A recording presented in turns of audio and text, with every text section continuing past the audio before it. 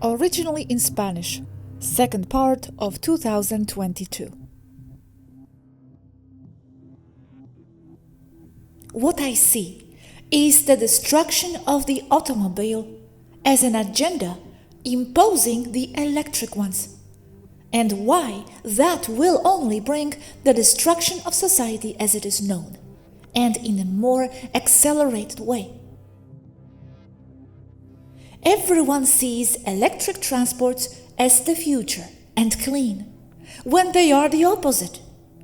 They are what will stop the promising future for humanity, besides being incredibly dirty for the environment, although at first glance they seem clean, and they rely on that illusion to manipulate the masses. It applies to buses, bicycles, motorcycles, trucks, scooters, skateboards, and everything electric. The main problem I see is that people believe that electric cars will replace the combustion ones little by little, until everyone has electric ones. And that, although today the costs of buying an electric one are very high, it will go down. That's a trap. What will happen is they are not going to go down. They are going to go up. One of the main reasons is that lithium is getting scarcer and scarcer, and this is seen in the high production costs, and the demand is getting higher and higher because lithium is used in all batteries, cell phones, computers, chips, basically everything electrical. So the cost of production of everything electrical is getting higher and higher. Not to mention that lithium mining uses mainly extremely underpaid labor, sometimes slaves, and many times also children, with extreme cruelty. So what the manufacturers of automobiles and everything electrical are doing is reducing the amount of lithium in the components, especially in the batteries, which impacts the quality and durability of the final product in the hands of the consumer.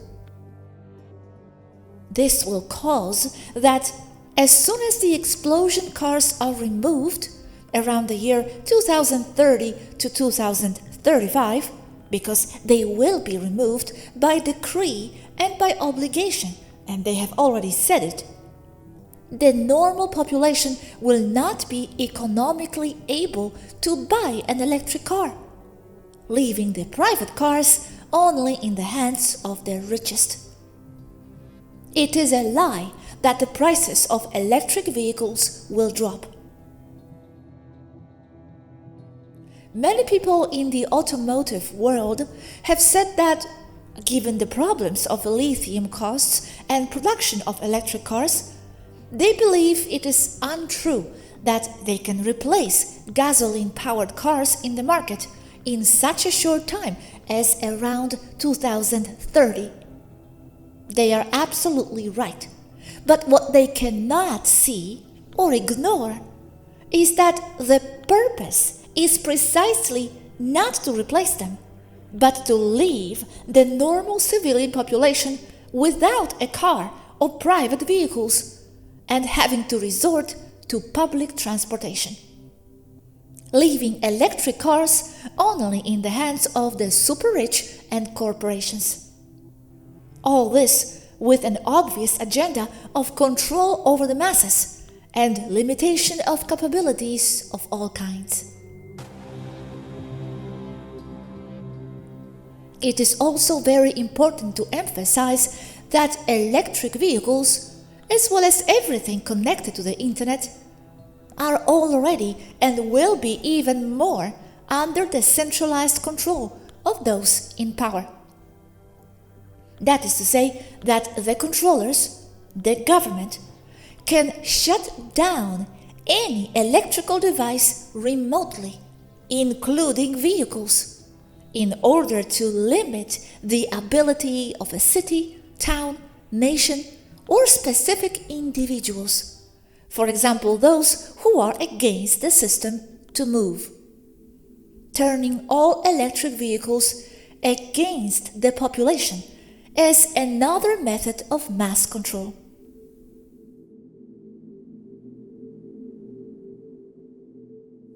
I am not against electric vehicles viewed objectively as the physical apparatus under ideal conditions. In virtually all advanced non-terrestrial societies, basically everything is electric, with few exceptions, such as the use of sails on ships. The problem is that in the Earth framework concept, something objectively good is used against the population, by selling them the isolatingly good idea without the population seeing the bad side and the consequences. However, having said that I am not against electric vehicles, I must say that I am against terrestrial vehicles, since what reaches the consumer is a cheap caricature with programmed obsolescence, too high costs, and of terrible overall quality, all manufactured with the concept to be disposable, another factor of extreme pollution of electric vehicles. Once again, emphasizing the agenda of control over the civilian population, as electric vehicles can be deactivated or driven by remote control from government headquarters, turned off or deactivated at will. A testament to the poor quality of battery components is the plague of unquenchable fires that these vehicles suffer from all over the world. Even scooters and bicycles are catching fire. There are other risk factors against electric vehicles.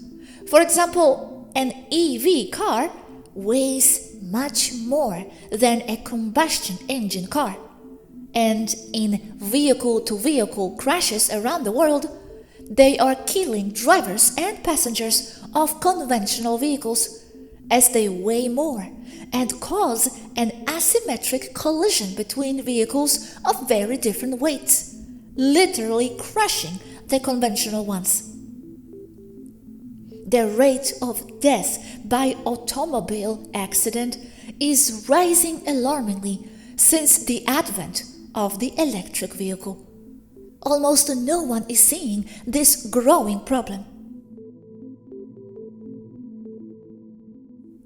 Another factor is that an EV vehicle can only be serviced at agency shops, and sometimes not even there, as they have electronic systems that require extremely expensive diagnostic equipment and specialized training that private mechanics cannot afford.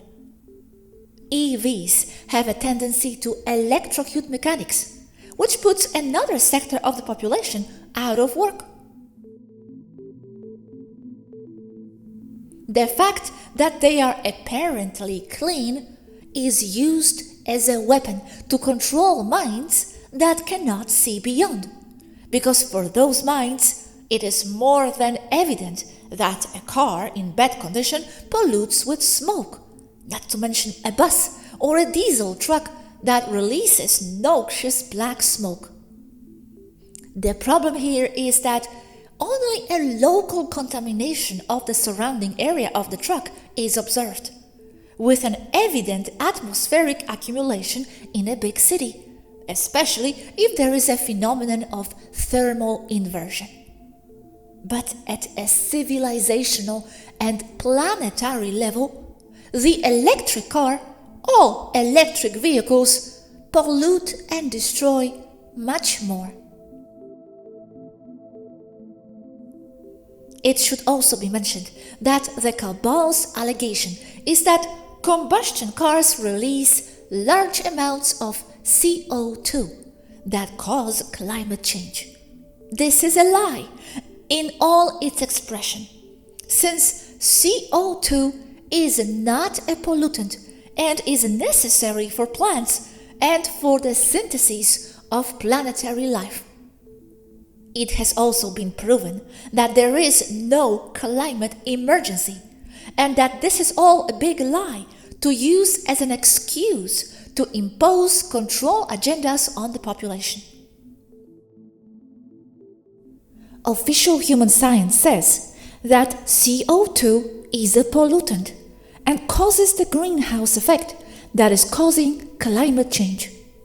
Real human science has already stated that CO2 is not a pollutant and it is a life gas, since plants depend on it for their organic processes. Taygeta science supports the latter as real and correct. Electric vehicles pollute much more because the vast amount of electricity comes from ionizing nuclear power plants in the energy release phase, not absorption, which in turn depend on coal-based power generation plants that burn and release huge amounts of CO2, which the same people promoting electric vehicles say is a pollutant, although it is not, plus countless other highly polluting gases and wastes, leaving alternative generating plants such as wind and geothermal as little more than useless curiosities. Having said that power plants are pollutants, the type of waste is not so dangerous in the long run or for the planet as a whole, since all the science that supports the greenhouse effect is totally false and implemented to impose their control agendas, manufacturing excuses to implement measures for their new world order. In other words, what pollutes is the production that generates that electricity. Also, the manufacturing process of lithium is extremely polluting to the environment, as well as the lithium itself that is released when it decomposes, and when disposing of components such as car batteries, cell phone batteries, and anything else that contains it. And here it becomes more costly to dispose of an electrical device containing lithium, and this includes EV cars and trucks, motorcycles, scooters and bicycles, leaving huge landfills and dumps full of scrap metal leaking lithium and other pollutants straight into the ground below. But they say that they have discovered the water engine based on current engines, and that only few changes would have to be made so that these vehicles could work with water. I know that this has been around for many years, and that they always end up eliminating their inventors.